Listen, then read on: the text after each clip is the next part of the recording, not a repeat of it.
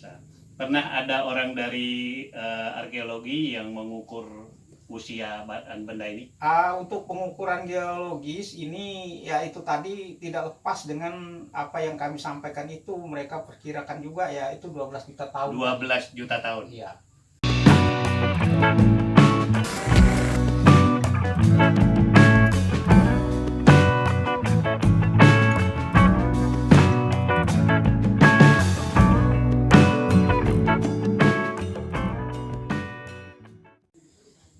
Sekarang saya berada di Desa Bai, Kecamatan Karangan, Kabupaten Kutai Timur, bersama Pak Firmansyah, Wakil Kepala Adat Kecamatan Karangan.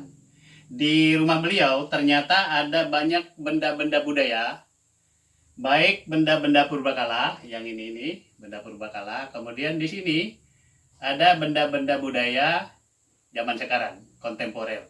Nah, saya mau berbincang dengan beliau mulai dengan yang purbakala ini, ya, prasejarah. Ini ada seperti batu tapi seperti kayu, ada yang besar, ada yang kecil-kecil. Ini dapatnya dari mana, Pak?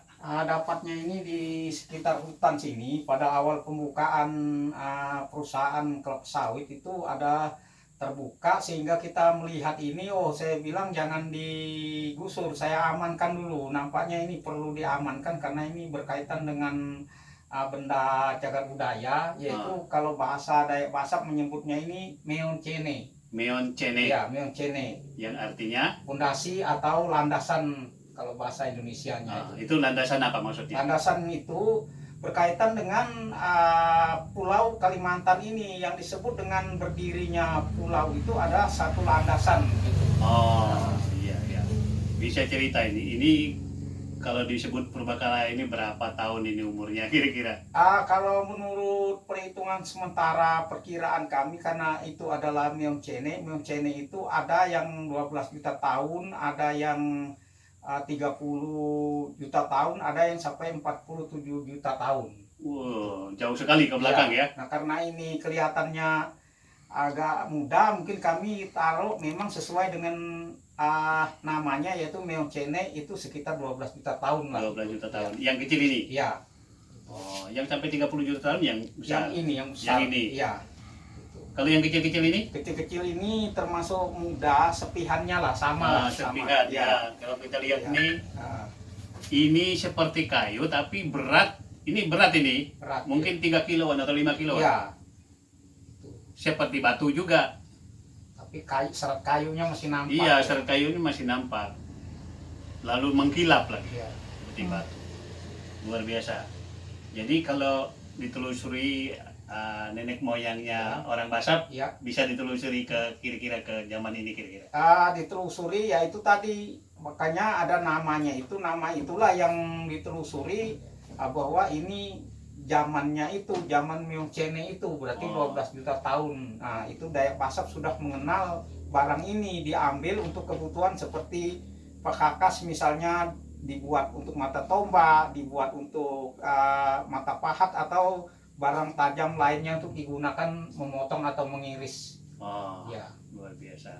Pernah ada orang dari arkeologi yang mengukur usia benda ini?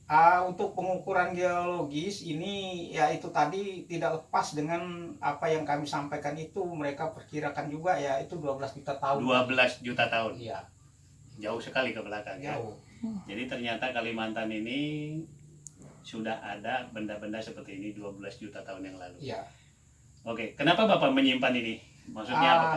Untuk menyimpan ini sebagai rasa kepedulian kami, ini adalah peninggalan sejarah yang sangat berharga bagi kami, karena di mana sumber kehidupan masyarakat Dayak Basak itu sebelum mengenal besi modern, tapi lebih dulu inilah yang dijadikan benda sebagai pemotong atau pengiris suatu misalnya mau membelah rotan atau memahat suatu ukiran yang menggunakan bebatuan ini, karena kuat dan tajam kalau dibuat seperti misalnya pahat atau dibuat pengirik untuk melubangi suatu ukiran itu.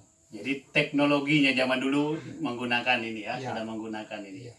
Ya, saya bukan orang arkeologi jadi kurang paham, tapi ceritanya seperti itu ya. Kita lihat yang zaman sekarang, budaya sekarang ya, ke sini Pak. Kita ke sini ya. ternyata di suku Dayak Basap ada kerajinan-kerajinan banyak ini. Kalau kita hitung 1, 2, 3, 4, 5, 6, 7, kemudian ada yang di bawah. Nah, saya mau tanya ini secara keseluruhan dulu, ini bahannya apa, Pak? Ini bahannya semuanya dari rotan ini. Rotan. Iya. Rotan apa? Rotan sega namanya. Rotan sega. Iya. Ya. Dan rotan seganya didapat dari mana? Rotan sega didapat dari hutan adat Dayak Basap yang luasnya kurang lebih 30.000 hektar di selatan bagian Beriun. Gitu. Hutan Beriun, Iya. Gunung Beriun. Iya. Nah, itu daerah kawasan yang dikonservasi, Iya. dilindungi Dilindungi. oleh masyarakat setempat. Jadi tidak boleh jadi kawasan APL. Iya. Iya, penting sekali itu.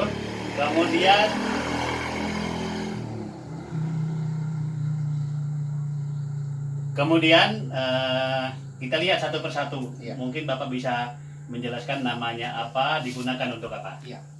Mungkin dari ini dulu. Ya. Ini namanya banggung. Banggung itu karena Banggung. ada kayunya ini supaya ditaruh tidak rebah. Oh. Ini penggunaannya untuk menaruh beras Oh, supaya ditaruh tidak mudah rebah dan tertumpah. Ya. Nah, kalau yang ini namanya lanjung, ini untuk memanen padi. panen padi. Ya, misalnya manen padi, kemudian dia akan ditaruh di sini. Taruh di sampingnya, ada kemudian- talinya. Ya, ada talinya. Ya, ini dia lanjung namanya. Ya.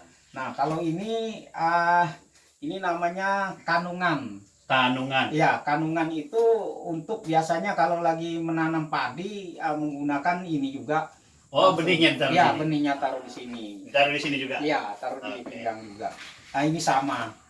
Ini Nah, tanungan juga. Ya, kanungan. Nah, kalau ini namanya dondoi. Dondoy. Dondoi ini biasa untuk menyikut satu, misalnya apakah itu hasil buruan, misalnya mancing untuk naruh ikan di sini, kemudian lagi musim buah juga manjat buah, ini bisa dibawa naik ke atas pohon. Oh, Nah, iya, ini iya, seperti iya. ini. Nah, tuh. Jadi multifungsi. Ya, jadi multifungsi itu. Kemudian yang kecil ini Pak. Ya. Yang kecil ini, yang bertutup ini, misalnya ada kita mau mengasih orang-orang tertentu, misalnya hasil panen yang baru saja dipanen, beras misalnya. Oh, Kita isi di sini hasil tumbukannya, bahwa ini beras yang baru dipanen, kita serahkan ke orang-orang tertentu harus bertutup begini. oh, Nah, dengan tempatnya kita kasih. Ya, Atau berarti saja. berasnya saja, nanti suatu saat dia kembalikan ini. Oh, namanya apa ini? Namanya keban. Keban. Ya, bahasa Dayak Basap. Nah, kalau yang tidak bertutup ini juga sama, tujuannya untuk tempat beras yang hasil dari beras yang ditumbuk tadi, Oh, untuk dikasihkan ke tetangga atau keluarga. Ya. Ini namanya bubudan. bubudan. Ya, bubudan. Ya. Nah, kalau ini namanya taring. Taring. Taring ini juga kegunaannya untuk menaruh beras yang baru ditumbuk, langsung digendong. Biasanya anak-anak yang akan dikasihkan, anak-anak itu akan menggendongnya di dalam upacara adat. Oh, Yang menggunakan- dipakai untuk upacara Iya, adat ya. Upacara adat ya. Nah, ini semua masih dipakai sampai Ya, sekarang. masih. Masih dipakai ya. Iya. Ya, ini menarik, ada tempat khusus untuk berbagi ya. Iya. Karena orang Heeh. Dayak dulu suka berbagi. Iya, kan. suka Kalau berbagi. dapat hasil itu bagi, dapat Heeh. hasil buruan berbagi. Iya. Kalau yang ini loh, yang semuanya ini Ah, apa ini Pak? Ini ada sarung sumpit. anak sumpit ya. Ya, ini namanya telok kalau bahasa Dayak Basapnya. Telok. Ini adalah anak sumpit atau mata sumpit nih. Iya, Ah. ada racunnya. Ada racunnya ini. Nah, seperti yang kita lihat ini, inilah untuk alat berburu mamalia atau berburu binatang buruan. Ya, termasuk Ya, termasuk burung. burung. Ya, Sama ini dua ya, ya. ya. Kemudian di sini ada sumpit tadi ya. Bentar, dulu Ya. ini saya ambil. Iya. Ini sumpitnya. Jadi Iya. saya kira tidak asing lagi ya. Oh, sorry. Ini sumpitnya. Ya.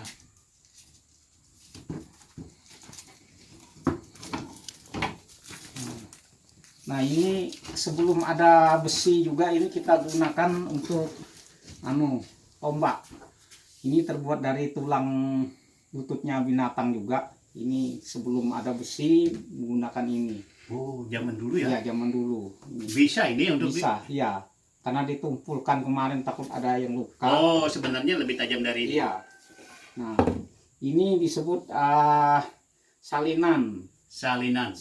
Salinan ini ketika ada orang yang dirasuki hal-hal yang berkaitan dengan binatang besar, roh-roh jahat misalnya berkaitan dengan ular dan sebagainya, maka inilah nanti untuk pengobatannya, maka liur orang yang sakit itu akan taruh di sini dan ini akan dibawa ke mana tempat dia pernah mendapatkan kejadian tersebut, maka inilah yang akan memberitahukan kepada indukannya atau mungkin rajanya. Inilah yang disebut dengan salinan. Ya, ini zaman waktu warga sini belum jadi Islam ya. Kalau setelah jadi Islam masih berlaku. Ini hanya disimpan saja. Simpan saja. Iya, kalau ada kejadian yang serupa, kemungkinan ini bisa membantu sebagai perantara. Kadang-kadang dipakai ya. Iya, kadang-kadang dipakai. Hanya perantara saja. Oke. Ya, itu. Yang lain ini? Ya, yang lain seperti ini namanya gambaran tugal atau untuk tanam padi. Iya. Ini namanya tugal. Bahasa sininya apa? Ya, tukal. Tukal. Iya. Ini tajam ujungnya, tukal. Tuh. Kalau ini namanya rotan badak.